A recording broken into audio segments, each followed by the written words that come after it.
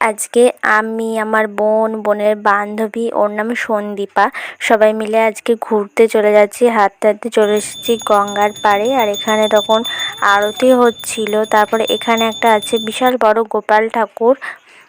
তারপরে আমরা চলে এসেছি ফাঁসিতলার ঘাটে, যেখানে একটা বাড়ি আছে, ফুল গাছ একদম ভর্তি, কিন্তু ওখানে তালা দেওয়া ছিল আর ঢোকা হয়নি।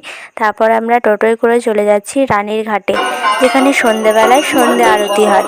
এর আগের দিন এসেছিলাম, সো দেখা হয়নি, কিন্তু আজকে ঠিক টাইমেই চলে এসেছি সন্ধে আরতি দেখতে।